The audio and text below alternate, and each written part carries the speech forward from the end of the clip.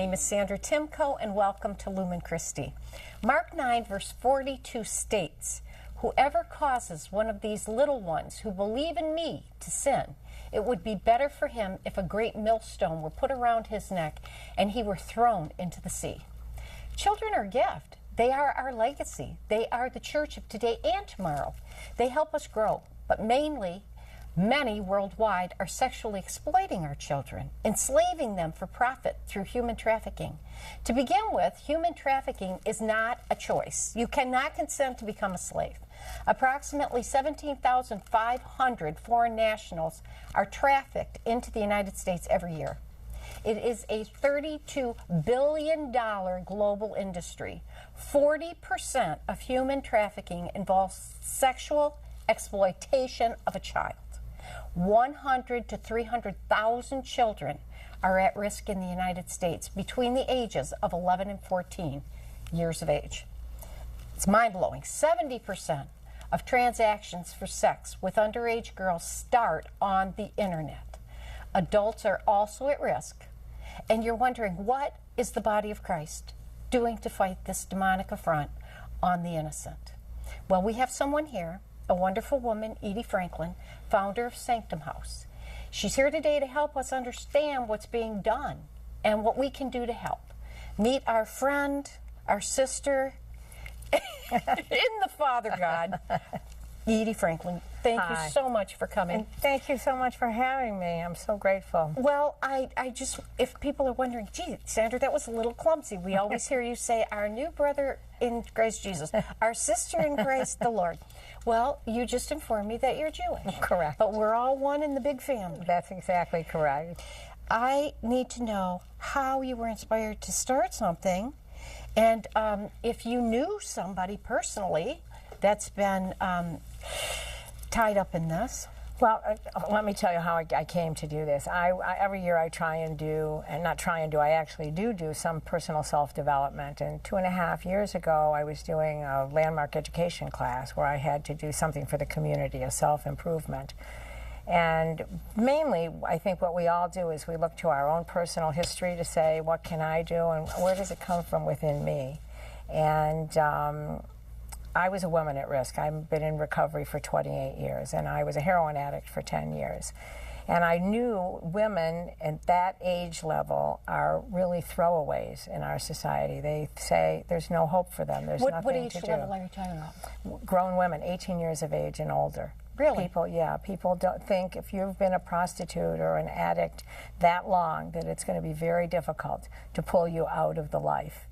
And what people don't recognize is that women that are 18, 19, 20 started in the life when they were 11, 12, 13, 14. So they've had this long history of slavery or prostitution or, servitude, because there's labor trafficking as well as sex exploitation.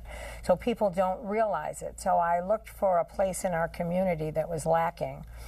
And human trafficking is an arena that is just coming to the surface. People are just really becoming aware that slavery did not end when we thought slavery ended. Slavery continues today. And I saw that there was nothing being done. People were arresting prostitutes, and there was no place to have them heal.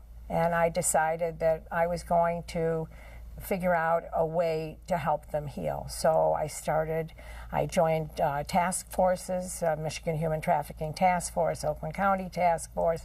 I went to programs in other areas of the country that were helping serve women in need or adolescents in need. Everybody goes towards the child. Everybody wants to save the child, but the child grows up. So I always felt that if we went after the women who had already lived that life could go back and help save the child because they had experienced it and lived it.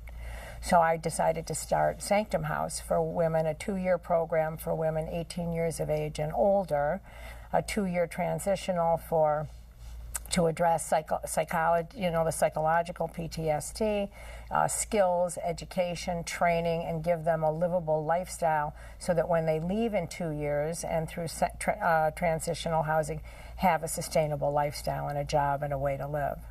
Now, did somebody partner with you? Well, I started, I decided that I wanted to open up this house. So I found a house in Nashville that was in existence, and I went and I visited them and I modeled after them. And then I came back here and just told people, I want to open a house for women.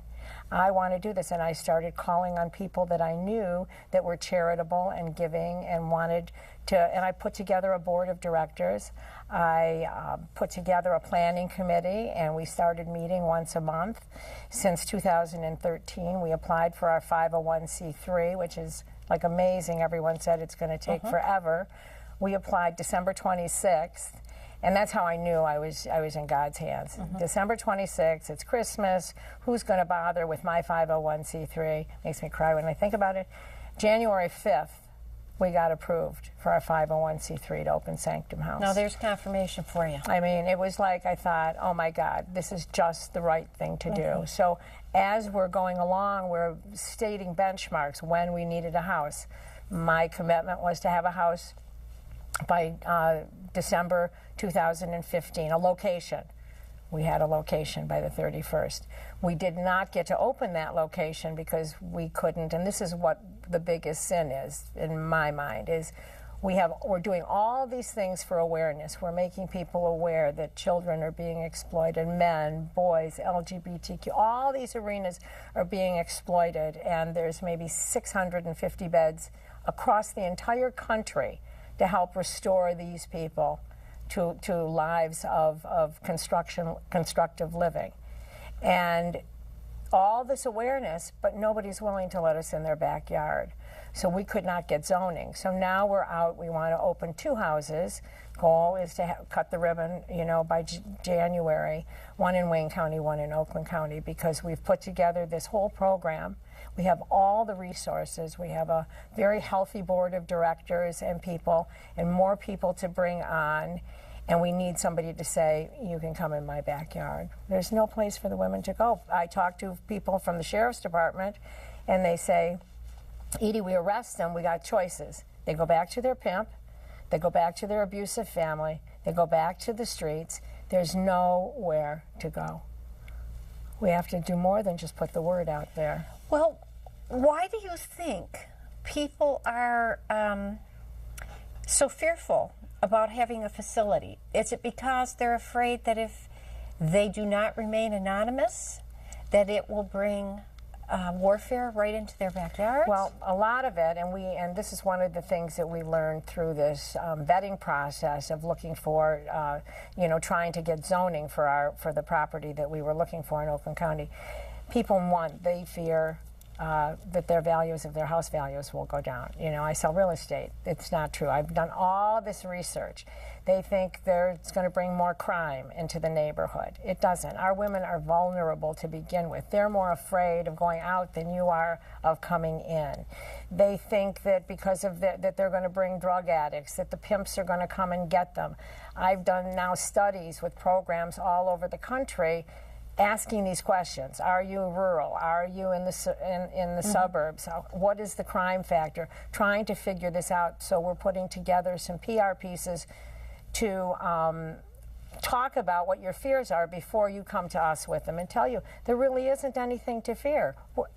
We are them. There is no difference between us and the women or the men or the boys that we serve, because it can be your brother, it can be your sister, it can be your daughter, it can be your mother, it can be anyone. There's no special look to what, I don't think I look like a heroin addict, and I was. Well, it's interesting that you would say that, because heroin is the #1 entertainment drug now. Correct. And it has crossed every boundary, every age group, every nationality. Right. There's no box that it's kept in anymore. Correct.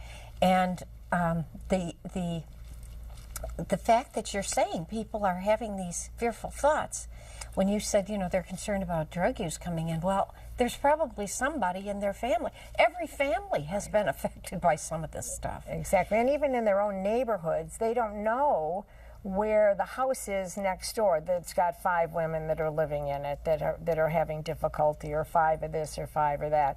I mean,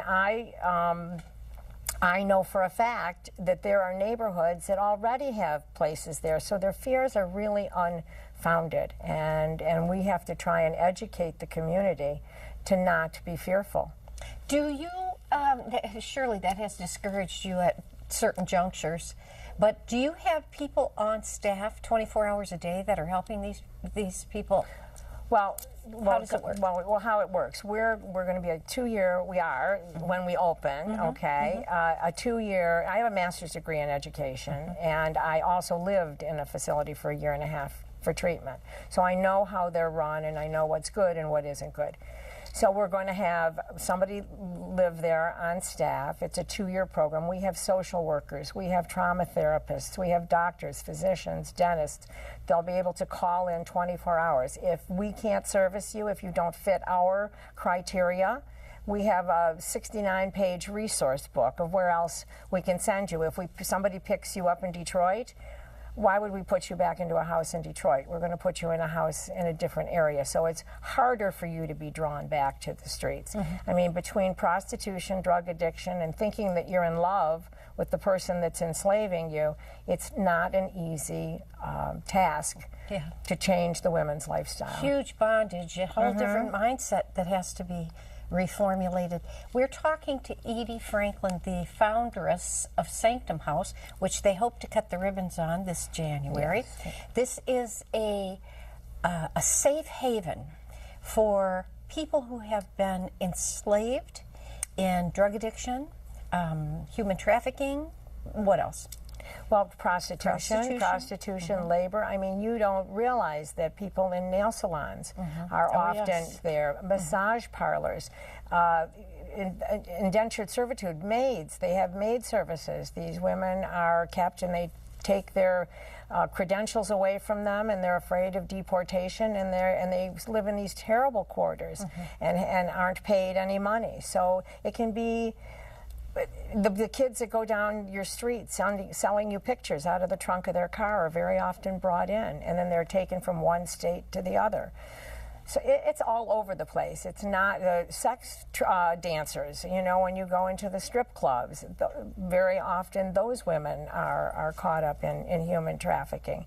It's beyond just not in my backyard. It is everywhere, and I think what people forget is to look beneath the surface. If it doesn't look right, if it doesn't pass the smell test, okay, you better look a little deeper, because it's very often a real problem, and then report it to the proper authorities. I mean, you don't need to jump in and put yourself at danger, but you can call me, my organization, call the sheriff's department, call somebody that can help and take care of it. Did you, when you were enshrouded in that place of darkness, did you have somebody that helped support and encourage you to move forward?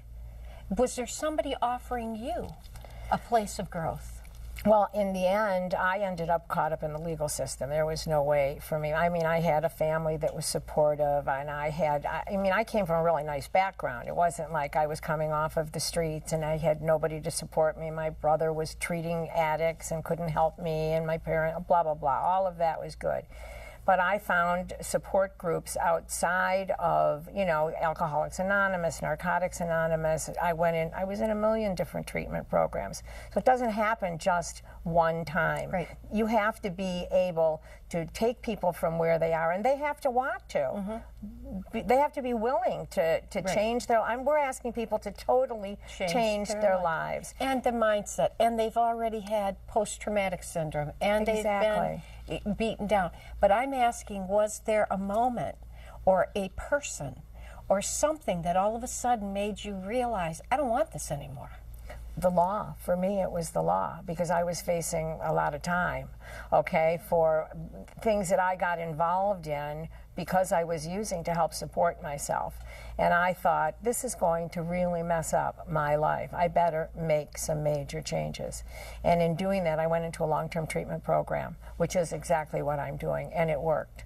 And so I know that if you get support from people, like-minded people, people that have walked in your shoes, I think it's more that when I talk to somebody, an alcoholic can help an alcoholic, a drug addict can help a drug addict, and a human traffic survivor can help another survivor. So if we have a group of women that have all walked in those shoes, and somebody that has in fact succeeded, which is the person that's going to run our home, that's going to be living there, and say, you can do it. I've been there, I did it, my shoes are your shoes. I think that's the most meaningful thing in the world, is to see that you can do it. This is fabulous. Yeah. I've seen documentaries on people in the West Coast, the nail salons, where hidden behind walls, they have 30 and 40 women sleeping in crates, and they're not allowed out past the parameter of the building and so on. And I think that it's eye-opening because people don't think that stuff's happening here. But it's real prevalent, and it's getting more and more prevalent. Do you have, we might as well do this right now. You have a number, if somebody wants to call you that has expertise or is willing, they have a piece of property that's sitting vacant. That's wonderful. Or wants to help you move this to the next place. Right. A number where they can reach you. Which is 248-574-9373. 248-574-9373. And that's Sanctum House's number. And I will call you back, and we can have a discussion with whatever you might have. Our needs are great. Money, house, like you said, would be fabulous. And any kinds of, involvement that you have. We've also started a 12-step program for survivors of human trafficking. If people want to get involved in groups to try and test them to see how they work, because they're specific to human traffic survivors. We're doing that through the Michigan Trafficking Task Force. Now, what are some of the characteristics that would be indicative of a post-traumatic syndrome for somebody that's been trafficked? Okay, women, the women and the children that are mostly caught up in this are the most vulnerable amongst us, are the ones that, there is not a poster child for a human traffic victim. There just isn't. It can be as little as the girl goes to the mall and the boy says to her, gee, you have pretty eyes. And she says, really? He knows he's got her. He's going to start grooming her. Let me take you out for a hamburger. Let me take you out. Let me buy you a bracelet. Then he takes her out, and then they drug them, and then they take pictures, and then they have them. And then they tell them, we're going to kill your mother, your brother, your sister. I mean, they have all these ways that then they have them. They have them in their clutches, and now the girls can't get free. There isn't people that if they don't talk to you, they don't have identification. Let's say they're foreigners. They don't have identification. They don't make eye contact. They're fearful. That's another indicator. They get humiliated. I had a woman call me the other day. She said, I have this woman that's cleaning my house. Something looks strange to me. She's so worried that she's not doing it good enough, and then she went out to the van, and he just was screaming at her and yelling at her. And she called me. She said, Edie, what should I do? I said, get the name of the van, get the thing, find out who to write the check to. He said, just write the check to cash. I called the police department. We had it investigated. So now they're going to see it could be a domestic, servitude, a labor trafficked, what do you call it? Ring. I couldn't think of the word. My question, though, was, since you've spent some time with people that have come out, yes, what are some classic characteristics in their post-traumatic syndrome? Like, I have known and ministered to many, many women that had multiple abortions. Okay. And there were some classic traits that remained the same throughout. Depression, suicidal, some turned to drugs, shopaholics, whatever, to cope with the loss of that child. Right. Are there certain characteristics that you have found? Well, one, they don't trust. So when I've run groups with survivors, which I have, one of the things is they want to be believed. People don't believe them. So they question everything you say, and they kind of have a chip on their shoulder. They're the vulnerable, but they have the chip like, you don't know who I am. So when you have a kid whose behavior is completely changed, and all of a sudden, you know, they're young, they're going with an older crowd or an older group of women, and they've let go of all the people and the things that they were doing in their life. Now they're doing things that are totally different. But mostly it's trust. They're vulnerable. They're fearful. They're always looking over their shoulder. That kind of thing. They don't live in a world of feeling safe or secure. You know, it's amazing to me that our world has changed this radically, and the value of human life has been so demeaned to this degree that that this is becoming more and more commonplace. I mean, it's scary. It's so scary. So what in the world can we do as a body? What can we do? One of the main things that does not get addressed, we are making people aware that human trafficking exists in the form of sexual exploitation, dancers, labor trafficking, you know, who makes your chocolate, who's picking our wheat, who's doing that. But we are not addressing enough the supply and the demand. What we also need to do along with this is start to educate our children, our young boys, our young girls, because it's women exploiting women, not just men or boys exploiting women, that women's lives are valuable, okay? That we can't just pick up a slave, and that we should value our brothers and our sisters and start teaching children in school that you can't just take another person's life, that all lives that have value, and we can't take advantage of them. Nobody should be a slave. We have to allow people to learn that you can't buy women. Women are not for sale. These little children, I saw another documentary where these little girls in the Philippines, as young as 4 and 5 years old, right, makeup put on them, high heels. Who could be so callous and cruel? And that the piece of it is that one of the beautiful things about not being able to get totally into the mind of a trafficker, because if you could get into the mind of the kind of a person that could do this kind of horrific and heinous thing, it would be a terrible thing. They have such a well-oiled machine in trafficking children and women that us on the good side, okay, have to start getting our machine oiled as good as theirs are so that we can catch them before. And you had mentioned in the beginning about the internet. I mean, the internet is like first and foremost. That's where they go. That's where their pictures are, and that's where they start out for sale. Oh, please, anybody watching and listening, rent the movie Trust, because many of the things we've touched on are touched on in this, and they do such a fabulous job. It pulls you in on all levels of all the people involved, emotions. One thing that I've wondered about, when they traffic young women into prostitution, or young men, or children, the reality is many times they're immediately hooked on drugs. Correct. And so after a point when they become kind of vegetable status, because they are so dependent on drugs, what they do with those lives when they can't turn $1 anymore. So are they just bumped off? Yeah, they are. They're those, when I say the throwaways, okay, when the women get to 18, 20, 19, they're not money makers anymore. I mean, you can sell a pound of cocaine one time. You could sell a woman or a man or a boy a gazillion times, over and over, until they're used up. And then when they're used up, then they're kicked to the curb, then the next one, then they start grooming new ones. And from what I understand in exotic dancing and shot girls and all of this, that by 24, they don't use them as dancers anymore. They're usually turned into bartenders or waitresses and so on, because everybody's hungering for newer and fresher flesh. I can't believe this time went this fast, Edee. Oh my goodness, thank you so much. Thank you so much. Oh, my pleasure. In closing, just a thought for all of you who have a little picture of your family on the back window of your vehicle.